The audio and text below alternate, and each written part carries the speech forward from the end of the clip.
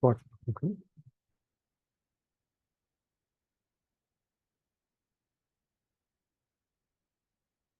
Right. Good evening, everyone. Thanks, Seb. As Seb said, my name's Simon Butler. I'm an engineering geologist working with Atkins, but since 2017, I've been seconded into HS2 through the engineering delivery partner, which is a three-way joint venture between Atkins, Jacobs, and Senna, providing specialist engineering and other management services into the HS2 client. So I'm the client's ground engineering lead for section C3 of the phase 1 of HS2, so my role is to undertake technical assurance of the design and to provide ground risk management advice to the client team. Before I kick off, as is traditional in HS2 meetings, quick safety message. Don't be alarmed, this is not a real accident. This is an exercise that we undertook a few months ago, which we call Big Yellow Dumper, testing emergency response to road traffic accidents at one of our plant crossings. And this included all of the blue light services as well as our own teams. As you can imagine, in a competition between a 70-ton dumper truck and a 1-ton car, there's only one clear loser. The safety message for this meeting is don't jump the red lights at construction plant crossings because you could wind up like this. Okay, so this evening, the intention is to give an overview of the great work that the geoengineering community are doing on the project. Obviously, as the client's representative, I can't claim to be sort of across all the detail of everything that's going on a project of this scale. So I should probably take this opportunity to thank everybody, including a few people in the room, who are creating the knowledge that will be presented in the upcoming slides. So over the next 45 minutes or so, I'm going to take you through some of the aspects of the geology crossed by HS2, with a specific focus on the Jurassic geology and the challenges that these strata present to the design and construction of the railway. I'll be looking at the role of the engineering geologist and other geoprofessionals play in managing those challenges. And I'm going to touch on some of the learning that's been generated through the project from both an industry and an academic point of view. And hopefully at the end, there'll be a chance to answer a few questions. But before I go on, I will say this is talk about geology and management of ground risk. So I'm not a transport economist. I'm not a political strategist, so I'm not going to answer any questions about the wider HS2 project or implications of any recent political announcements that you may have heard. Okay, so I'll be reasonably surprised if any of you had not heard of HS2. And in fact, as I said, there's a few of you that I recognise from across the project team. HS2 still is Britain's infrastructure mega project. And it's huge. We estimate that there's in the region of 30,000 people working on the scheme at the moment. We're building 200 kilometres of high-speed rail line between London and Birmingham. And we're, by some measure, the largest civil engineering project in Europe at the moment, been under construction at the moment. But we're also, on side, the largest archaeological programme ever undertaken in the UK. And we've got over 1,000 archaeologists working on the scheme at the moment. We're also the largest environmental project on the way in the UK at the moment, creating an integrated, connected network of new habitats in a green corridor along the route. And of course, as you head east and south out of Birmingham, you'll probably see our works underway. 2023 and 24 are probably the peak years for civil engineering construction on phase 1. We've got 6 tunnel boring machines in the ground, and we'll soon be starting tunnelling into Birmingham from the site at Bromford. And throughout all those works, as well as constructing a state-of-the-art railway, HS2 is upskilling the UK construction force, including introducing about 1,000 apprentices into the industry. So we've got about 350 active sites up and down the phase 1 route at the moment between West Midlands and London. We're building bridges, tunnels, viaducts, cuttings, and embankments. And everywhere that along those works, we encounter the underlying geology. So why am I telling you this? Well, as I said, I'm an engineering geologist working for HS2. And I want to explain the important role that engineering geology plays in this project. So I'm going to focus on the open route section between the Chiltern tunnels in Buckinghamshire and the Long Itchington tunnel in Warwickshire, section that we call C2, C3. It's about an 80-kilometre long section. It's got about 75 mainline earthworks. Several of the cuttings that we're producing are between 20 and 30 metres deep, and we're generating over 26 million cubic metres of excavation. The civil engineering is being constructed by EKFB, a joint venture between Eiffage, Kier, Ferrovial and BAM, and design is being undertaken by their design partners ASC, comprising Arcadis, Cetek and Covey. In the HS2 client team, we've got 2 geologists. There's myself covering the northern half of that section, and my colleague James Osfield, who's covering the southern half of the section. But overall, that in that contract, we estimate that we've got in the region of 400 geo-professionals within the supply chain. So by any measure, that's a considerable interest to the ground engineering community.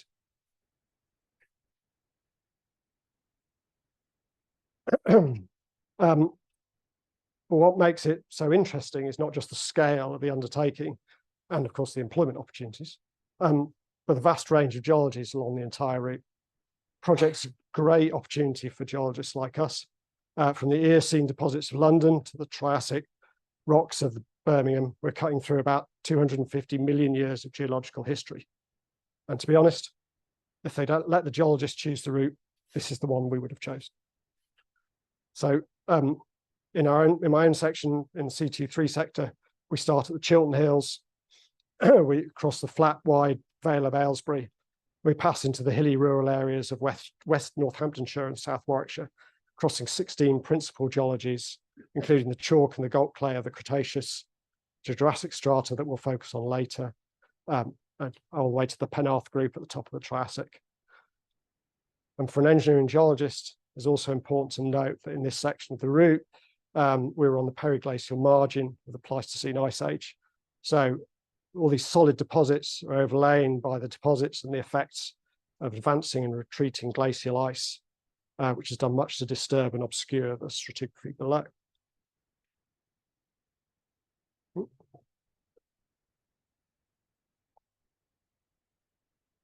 Okay, excuse me. So in engineering geology, it's always helpful to try and envisage the processes, natural or otherwise, that have created the landscape we see today, and consider how the subsurface and the surface interact. So the block diagram on screen is a product of the late, great Peter Fuchs, and illustrates conditions below the Alaskan tundra. But it's actually quite helpful in understanding some of the conditions that we find along the HS2 route. And that's because the English Midlands at the end of the last ice age probably looked quite a lot like the Alaskan tundra does today. The only problem being, of course, that in the intervening years, many of the clues to the effects that surface processes have had on Peter's diagram and on the ground below have been obliterated by the human activities such as agriculture. But if we take Peter's diagram with its chalk and its Jurassic mudstone bedrock, and its overlay of veneer of glacial effects, we start to get some idea of the geohazards that we may have to deal with as we develop HS2.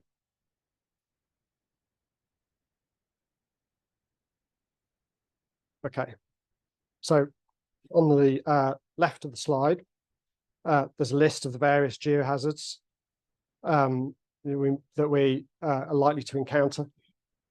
And on the centre and right are a couple of examples of those geohazards sort of manifesting themselves. So in the centre, I'm going to try and use your pointer. I'm going to fail. Right, there we go. In the center, you can see this this river watercourse sat in a sort of overly wide valley with the sort of the peats and so on, and the recent alluvium underneath. Good example on our section is in the Padbury Brook Valley. Quite difficult to see on that picture in and amongst the agricultural outlines, but Padbury Brook sits as a meandering watercourse sat in an oversized valley, and the viaducts that we need to build over Padbury Brook will have deep piled foundations to get us through those soft deposits. And then on the right is classic chalk solution feature problem, manifest themselves as a sort of anomalous depressions in the ground, usually sort of left alone by the agriculture. So attempt to use this pointer again. You see that there's a little circular feature in there, but then once we open up the cutting, South Heath cutting in this case, you can see that the solution features really stand out as the sort of the brown infill in and amongst the white chalk bedrock. Okay, so these hazards can be predicted as having the potential to occur across parts of HS2, but at the start of the project, their presence, prevalence, and precise location are unknown, and this creates uncertainty. Uncertainty creates risk, and that's what we need to manage. Okay, so let's build. So we'll have a focus on Jurassic strata, which is a majority of the bedrock under the C23 section. In brief, for a sort of engineering geology level of understanding of paleo environments, so between 150 and 200 million years ago, what is now the UK lay in a warm sea subject to a rise and fall in level, resulting in a sequence of predominantly marine clays, but with interbedded shallower subaqueous deposits such as silts and sands, as well as lime and iron-rich deposits. The famously ammonites predominate in the fossil record and are evident in many of our excavations. But this is also the age of the ichthyosaur, which unfortunately doesn't seem to predominate quite so readily in our excavations. Box grid on the screen shows the principal formations in the Jurassic listed down the left, and geohazards presented across the top. And you can see by the little grey boxes everywhere that we have examples of most of the geohazards you might expect on a linear infrastructure project crossing these strata. So that's kind of the setup.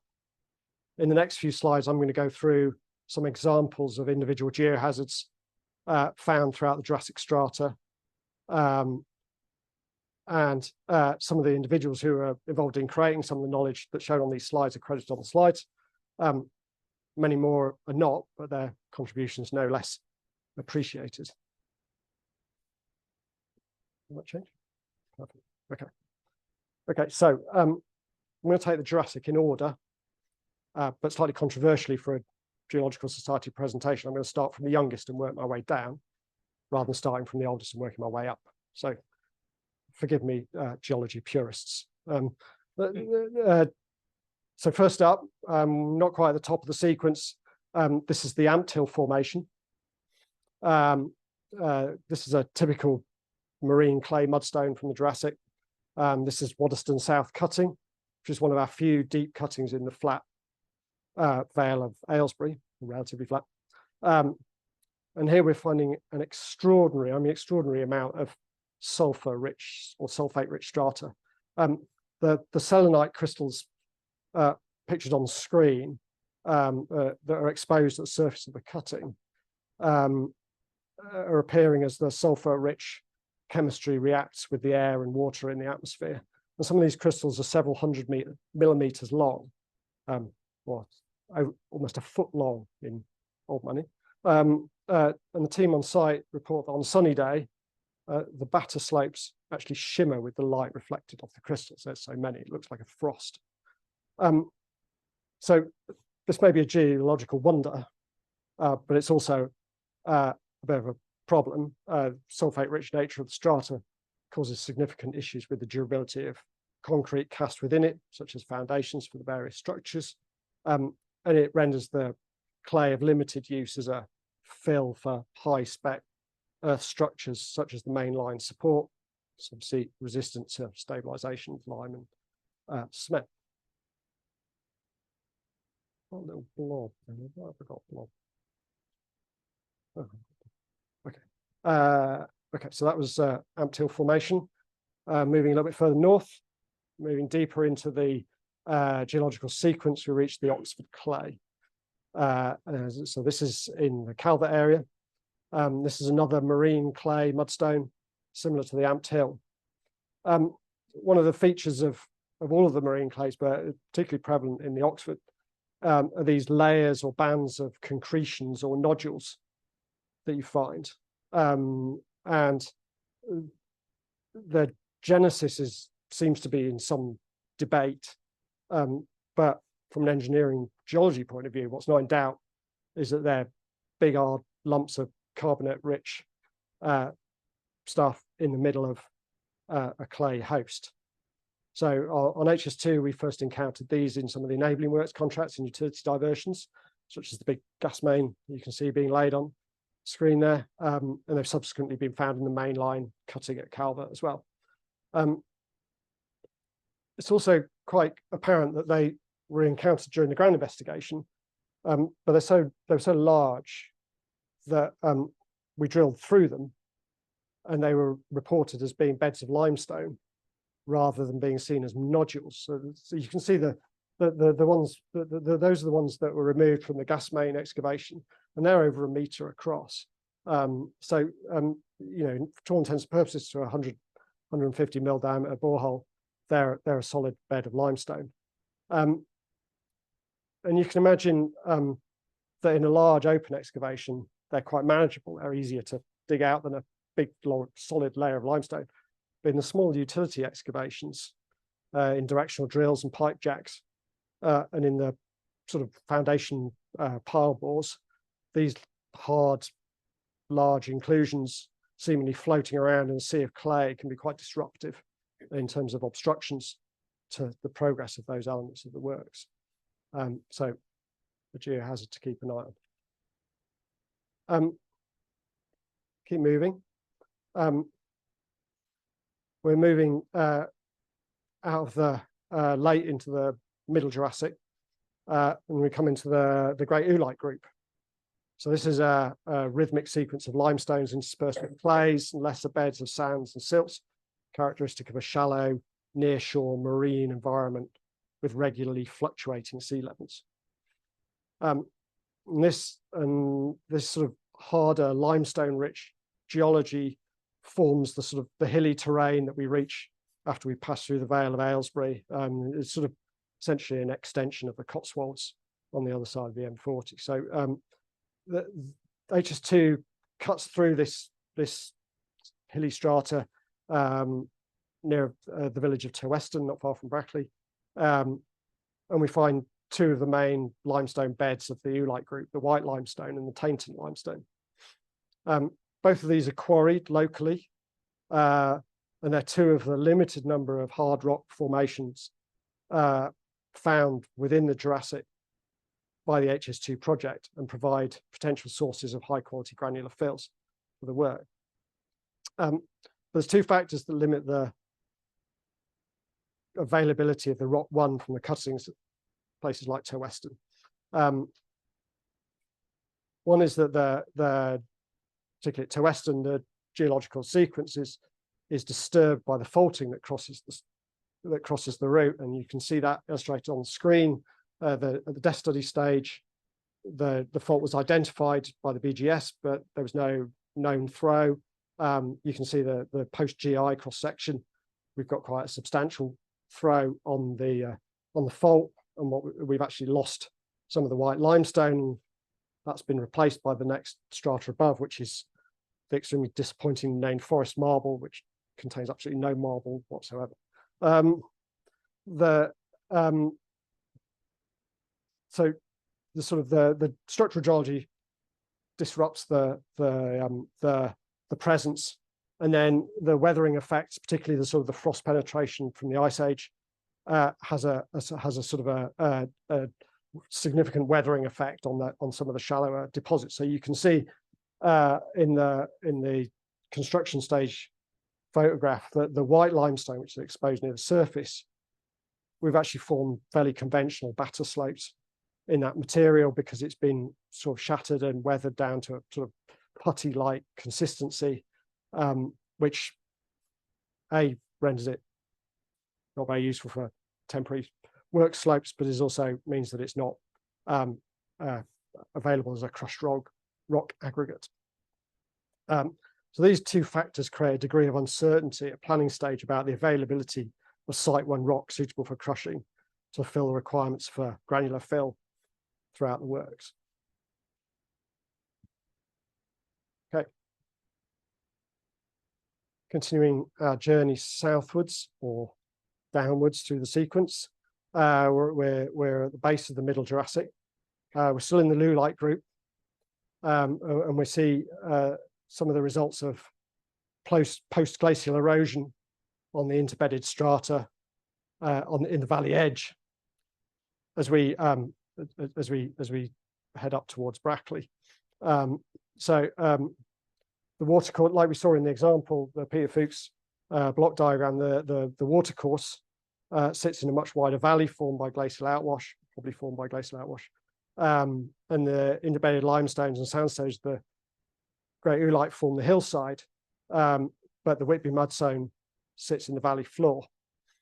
Now, this is identified in geomorphological mapping undertaken at depth study stage as being a potential area affected by hillside cambering, landsliding, valley bulging type system. That's a classic geomorphological problem.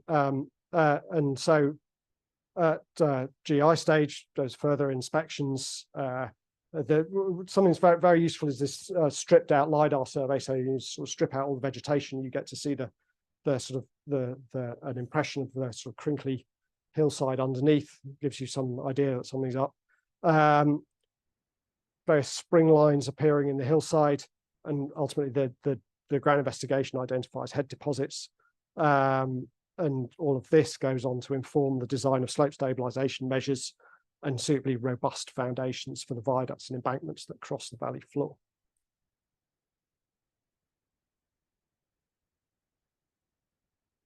Okay, we're doing for time, okay, aren't we? Moving further south, north even, towards Birmingham. We're moving fully into the early Jurassic. We're below the Whitby mudstone. When we come to another of our hard rock deposits, this is I'm saying hard, they're harder than the clay. We're not granite by any stretch of the imagination. So we come to the Milestone Rock and the Deering Formation at Chipping Warden. The Milestone Rock is a thick layer of ferruginous sandy limestone. And below that, the Deering Formation is a predominantly calcareous siltstone. And these prove to be significantly more resistant to weathering than the overlying Whitby or the underlying Charmouth mudstones. So they tend to form the higher topography in the area with scarps and the dip slopes reflecting the underlying geological structure. The Milestone Rock forms the building material for much of the older houses in the local villages. You can imagine that it's a reasonably strong rock resistant to weathering. And the HS2 cutting through the hill presents an opportunity for, in terms of winning high quality crushed rock fills, but it also creates a requirement to form a tunnel to minimize visual impact on this distinctive landscape. So at Chipping Warden, we've got a cut and cover tunnel being formed by these twin arch precast concrete systems, which is a relatively innovative approach for the UK, and you can just see that being formed in the far end of the photograph, construction stage photograph. And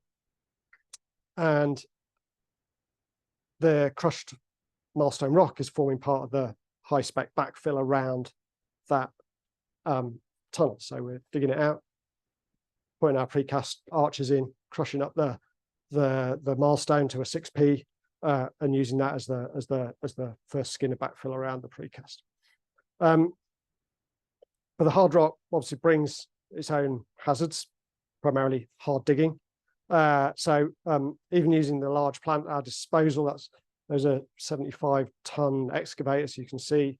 We need hydraulic breakers and big dozers with rippers to penetrate the milestone to allow us to form this temporary cut, which is about 25 meters deep at that point, to allow us to build the tunnel inside. And that extra hard digging operation obviously reduces the productivity of the earthworks, has an impact on cost, program, and so on. It's a hazard, needs to be managed. Okay, some of you may have seen some of this slide before. This is further north again, moving down the sequence. We're into the Charmouth mudstone, and we're reaching a section of where HS2 took an opportunity to form part of one of the mainline cuttings, Boddington cutting, early in the program to undertake what is certainly the largest geotechnical experiment I've ever witnessed. This is the Boddington Earthworks trial site. It's 300 meters long, cut 14 meters deep on the line of the main line. So we're not randomly digging holes in the countryside. This all forms part of permanent works. We're delivering it early, and it's heavily instrumented and excavated with the intention of understanding in greater detail the phenomenon of ground heave due to unloading. And so this phenomenon is well documented in sort of basement excavations in London clay, but there's very little documentary evidence about how the phenomenon occurs in the stiffer mud rocks such as Charmouth mudstone. So this experiment, as I call it, was a real team effort. The risks were identified, and a sort of trial scoping was done at desk study stage by Atkins. Detailed design and analysis was done by ASC. Construction was by EKFB, and we had specialist monitoring services by Geo Observations. But probably also need to thank sort of the HS2 management team, who recognised the value of doing these trials so early in the works to manage one of our significant risks, and backed the sort of the crazy idea of digging a big hole and measuring what happened to it. So we excavated the cutting in 2019. We've been monitoring it ever since. The trials demonstrated that heave in these strata is a real phenomenon. It does occur. The graph on the screen shows about 50 millimeters of heave occurring to date, with a slow creeping trend continuing. So primarily this is intended to manage a significant risk to the tight tolerances of HS2's track that will be laid in the bottom of the cutting. But this large field trial has also garnered considerable interest from academia, so we'll touch on that a little bit later. Okay, so we're getting towards the bottom of the Jurassic. We're in the sort of the earliest part of the Jurassic in the Blue Lias Formation, and specifically we're in the Rugby Limestone, which does actually contain some limestone, unlike the Forest Marble, but which also includes a large amount of mudstone in a highly layered sequence. And this highly layered sequence of hard and less hard strata creates several hazards for the development of linear infrastructure, particularly high-speed rail, where multiple hard, soft transitions under the track bed can be a source of variable dynamic response in operation. And if not well managed in design and construction of the track bed support. More conventionally, sort of outside of the realms of high-speed rail, the hard layers create obstructions, potential routes for water ingress, and they obstruct the pile bores and excavations. There's a lot of little layers of limestone in the Rugby Limestone. And in individual boreholes, the sequence is actually quite difficult to correlate because all of the limestones and the mudstones are visually and dimensionally quite similar. So EKFB adopted some practice from coal mining industry and utilized downhole gamma logging to give them another tool to try and identify particular marker beds by their gamma response. And that helped sort of develop our understanding of the sequence. But what's even more helpful is if you go at it with a big excavator and just have a look and see what you get. So the challenge that the excavator is actually trying to resolve is whether we can generate useful rock from those thin limestone beds without contaminating the resultant product with the mudstone that in between, and without having such a slow rate of production that it becomes economically unviable. Okay, so that was a brief summary of the Jurassic and various geohazards that we're encountering with HS2's works as we cross the English Midlands. And hopefully you can see that it presents a variety of interesting challenges for the engineering geologist. But what's our role in the project, apart from being interested and fascinated by the geology that we're encountering? Well, so for me, the answer's up on screen. We're communicating ground uncertainty throughout the lifetime of the project. This means not just at depth study and ground investigation stage, but right through from inception, through the design and into construction, and eventually on into operation. And for me, that role is quite well encapsulated by question 2 of the Geological Society's core competency requirements. Those of you who've gone through chartership recently, rather than those of us who bumbled our way through a bit earlier when it was less structured. So I put that extract on screen, and it requires candidate engineering geologists to crucially evaluate geoscience information to generate predictive models. But most importantly, they're also required to give an assessment of the certainty or uncertainty that surrounds those models. So uncertainty and the communication of uncertainty is one of our core skills. So hopefully I've identified in the previous slides that there are geohazards in the Jurassic that fall into the sort of the Rumsfeldian sort of category of known unknowns. We know that they're likely to occur, but their exact location and impact can only be estimated by ever decreasing levels of accuracy as knowledge becomes available. So this sort of process of estimating potential outcomes of the occurrence of the known unknowns is that process of risk assessment. Okay, so the three sort of geotechnically or engineering geology related quotes, the classic you pay for site investigation whether you have it or not, and the sort of expect the unexpected from James Mitchell, and then the slightly more esoteric Donald Rumsfeld musings on known unknowns. So it's fair to say that linear infrastructure such as new railway has a significant interaction with the ground. And it's also fair to say that the ground is always uncertain. It's unseen, and we've already noted that it's naturally variable material with many inherent hazards. So it's always, but I think it's always important to remember that just like the weather, there's no such thing as bad ground. There's just the wrong assumptions.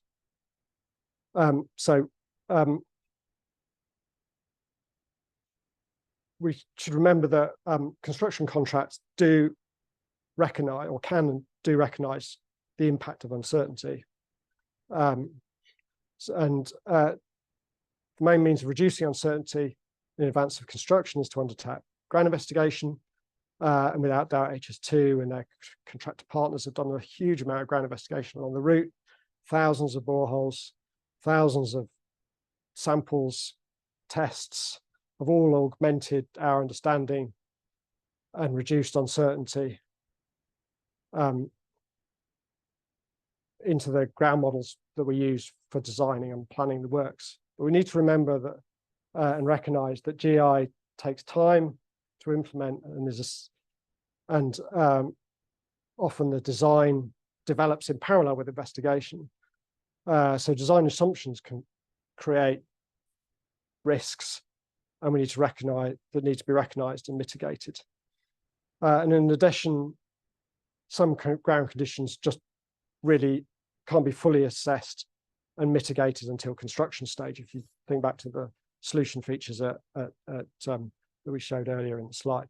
And so uncertainty continues throughout the project, and it needs to be clearly communicated.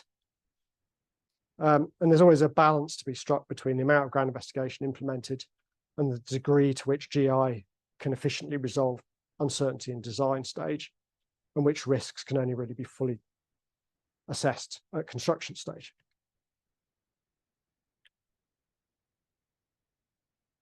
So this discussion about cost and benefit of reducing uncertainty and mitigating risks, I think should be a conversation between those that understand the uncertainty, those that understand the impact, and those that are affected by the risk.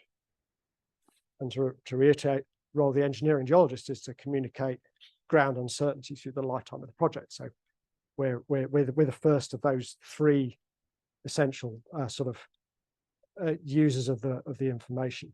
And on HS2, this is being implemented by a well-documented, transparent strategy for managing that uncertainty, combined with the maintaining of a sort of a live risk register. Okay, so this is the sort of the lifetime of the project, all the way from inception to handover and operation, and we're continually iterating and creating more understanding. More understanding reduces uncertainty, risks crystallize or disappear. Risk register tracks that. That whole process lives in what we colloquially term the SMUG, the strategy for managing uncertainty in ground conditions, and that's co-created between the client, the designer, and the contractor. So finally, for this section, a really simple flowchart that we developed as part of the SMUG approach that tries to capture the factors that feed the management of ground risk throughout the project, from scheme design through detailed design and construction to handover to track laying and the systems contract and beyond. Suffice to say, not surprisingly, it's complicated. But at the heart of the process, the way we're managing it, at the heart of the process, we've placed a small focus group of geoprofessionals, risk managers that we call the IPT, the Integrated Project Team Ground Risk Panel. And that's drawn from the client, the contractor, and the designer. And we have that panel has an overview of the developing design, an understanding of the ground risks, and the crystallization of those risks into the construction. And the whole process is underpinned by this live geotechnical risk register. And that's how engineering geologists and other geoprofessionals on the project communicating uncertainty throughout the life of the project. Okay, take a short pause.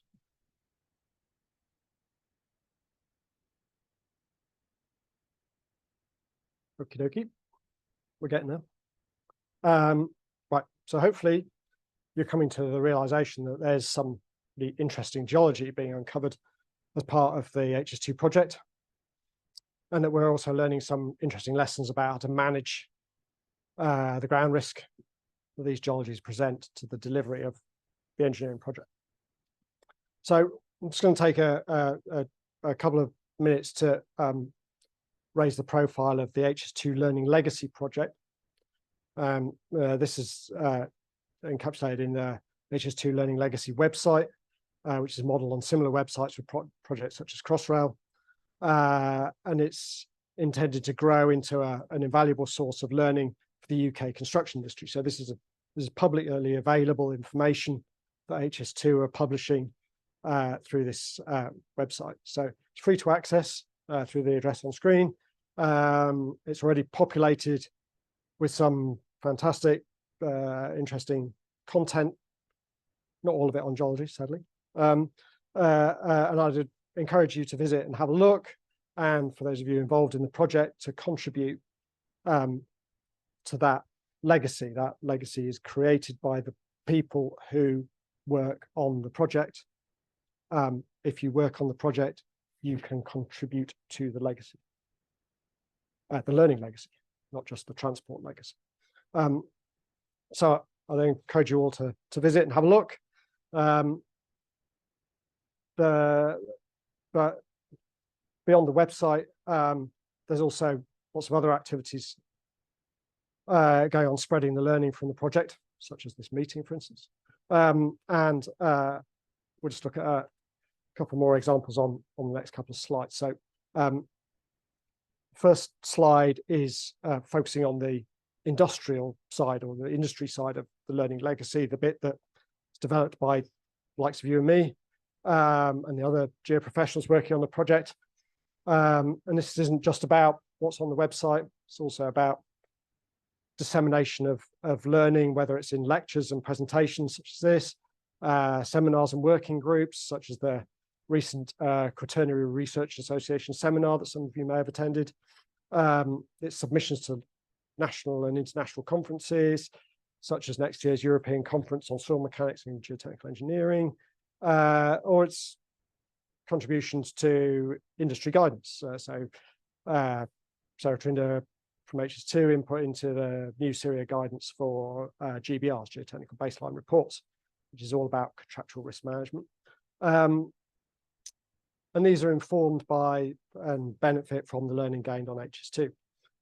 I think on a sort of personal level, we should also not forget that the intrinsic training and chartership type experience that's being gained every day on the project by those sort of early careers members of staff who are working on it, as well as outreaching to even younger members of the public on their site safari, who haven't yet embarked on their careers in the construction industry.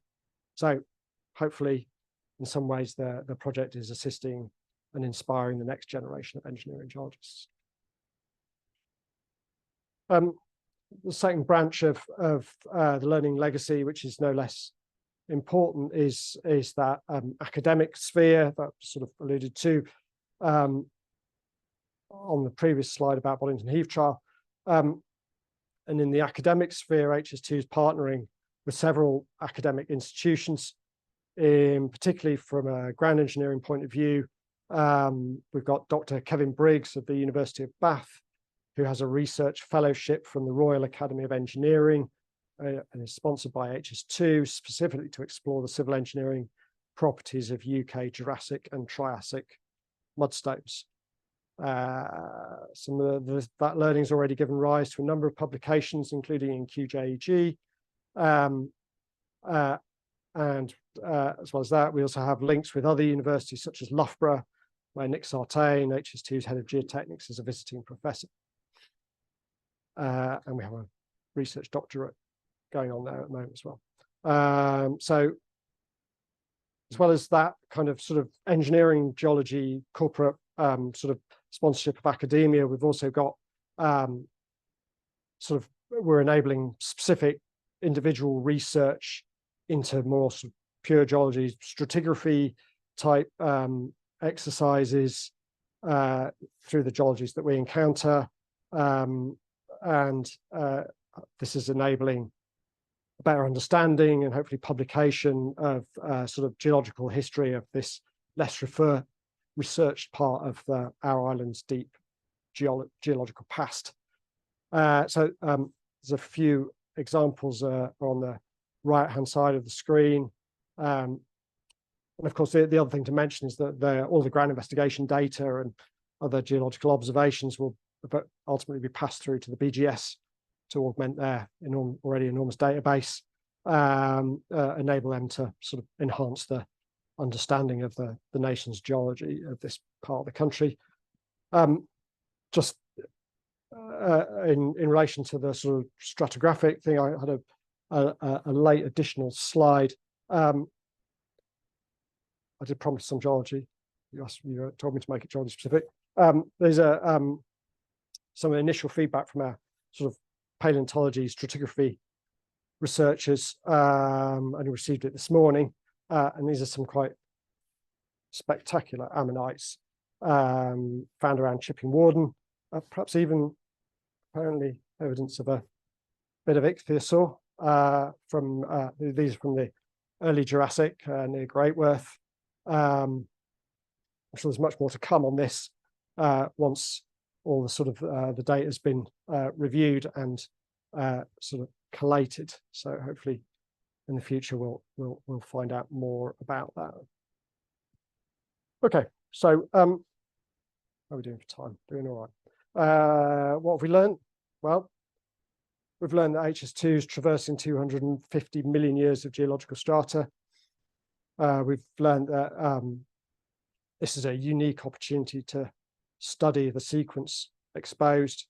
The strata presents a range of challenges for the construction of a railway, not least the Jurassic strata, and that the risks associated with these challenges that these challenges create is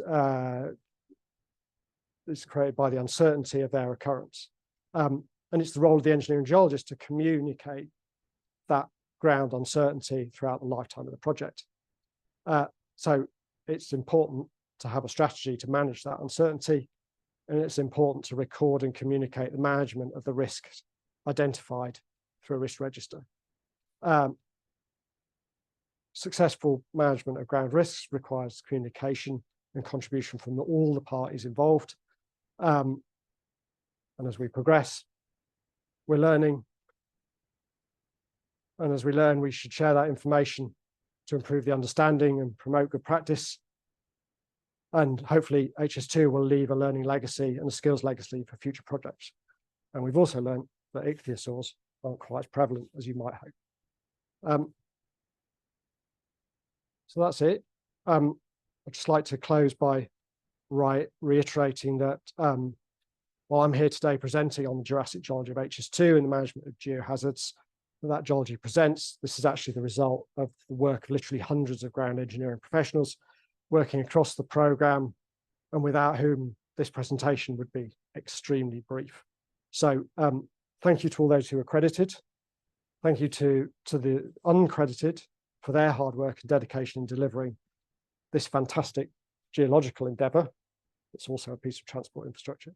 And I'm happy to take any questions that are related to engineering geology, the Jurassic, or the management of ground risk, but not in relation to politics or economics of infrastructure mega projects.